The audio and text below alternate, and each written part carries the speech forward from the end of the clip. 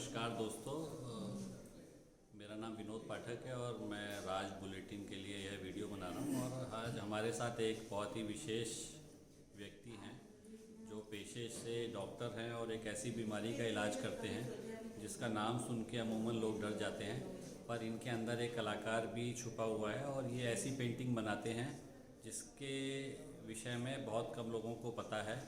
और आगे हम जानते हैं कि इनकी पेंटिंग्स का क्या खास विशेषता है और साथ ही ये कैंसर स्पेशलिस्ट होते हुए इस विधा में कैसे इन्होंने अपने आप को ढाला है।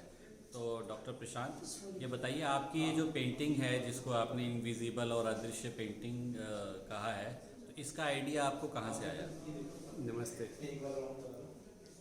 बहुत पहले जब कोविड एरा था तब हम लोग पैराथायरॉयड ग्लैंड को ढूंढने के लिए एक मशीन बनाना चाहते थे। तो उस दौरान जो सारी नॉलेज इकट्ठी हुई, जो बहुत सारे हमने प्रयोग किए, उनसे हमें ये आइडिया है कि इसका यूज़ करके हम पेंटिंग्स भी बना सकते हैं। तब हमने इस तरह की अलग अलग पेंटिंग्स बनाई और उन पर रिसर्च अभी भी जारी है। अच्छा, ये जो पेंटिंग है आपकी, जब अंधेरा होता है तब ये दिखती हैं, तो इसका कोई एक विशेष राज है जिसको आप राज रखना चाहते हो कि आप बता सकते हो कि भाई इस पेंटिंग में ऐसा कौन सा केमिकल है जिसको आप इस्तेमाल करते हो? इसमें सारे इम्पोर्टेड केमिकल्स होते हैं। अभी मैं बस इतना ही बता सकता हूँ।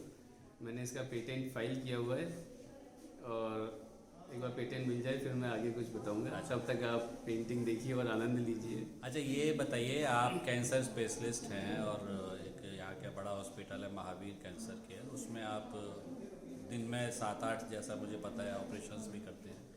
तो ये कैंसर और ये पेंटिंग, इसका कोई तालमेल कैसे, मतलब कहाँ से जर्नी कहाँ से शुरू हुई आपकी? देखिए, मैं एक सर्जन हूँ और सर्जरी जो है वो भी एक आर्ट है। और जितनी भी आर्ट है, पेंटिंग भी एक कला है, सर्जरी भी कला है, और कुछ ले लीजिए, डांस और गायन वादन, सब एक कला है। तो सारी कलाएं आपस में जुड़ी हुई हैं। तो बस मैं एक कलाकार हूँ। और तो ये कब से शुरू किया आपने पेंटिंग बनाना, मतलब बाल काल से या बड़े होके या कब से शुरू की है? जब मैं सातवीं कक्षा में पढ़ता था तब से थोड़ी थोड़ी पेंटिंग बनाना शुरू किया। फिर धीरे धीरे उसमें निखार आता गया। अच्छा, मतलब बीच में डॉक्टर बनने का सफ़र शुरू हुआ तो पेंटिंग बंद हो गई होगी? हाँ बिल्कुल, MBBS के बाद में पेंटिंग बिल्कुल बंद हो गई। फिर जब पढ़ाई पूरी हो गई तब धीरे धीरे वापस से ये हॉबीज़ चालू करी। अच्छा, मुझे ये पता है कि डॉक्टर प्रशांत जो है बहुत अच्छी बांसुरी भी बजाते हैं। तो ये बांसुरी का जो, और पेंटिंग और फिर डॉक्टर, तो ये कॉम्बिनेशन कैसे, मतलब आप इसको किस तरीके से डिफ़ाइन, अपने आप को कैसे डिफ़ाइन करेंगे? देखिए, कोई भी संगीत या वाद्य यंत्र होता है, उसको बजाने के लिए आपको उंगलियों में बहुत ज़्यादा वो चाहिए, कंट्रोल चाहिए। उंगलियों में जब कंट्रोल होता है तो हम वाद्य यंत्र बजा पाते हैं। वैसे ही जब उंगलियों में कंट्रोल होता है तो हम अच्छी सर्जरी कर पाते हैं।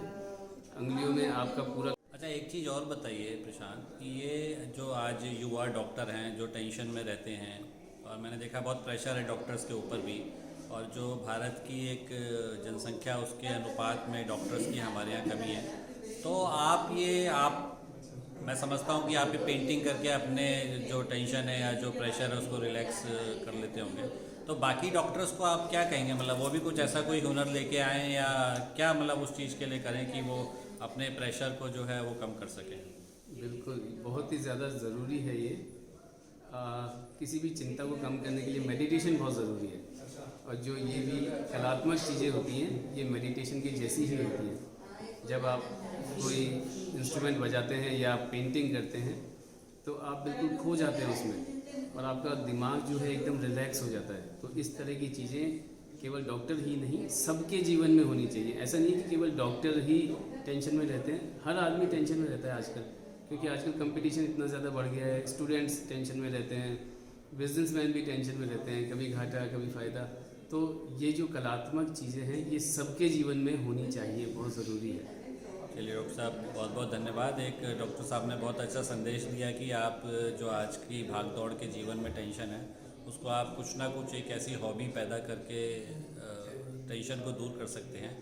और जिस तरीके से डॉक्टर प्रशांत पेंटिंग कर रहे हैं, बांसुरी बजा रहे हैं और साथ में बहुत अच्छे ऑन्कोलॉजिस्ट भी हैं, तो आज की युवा पीढ़ी भी डॉक्टर प्रशांत से प्रेरणा ले और कुछ ना कुछ एक हॉबी अपने लिए ज़रूर एक तैयार करें। Thank you.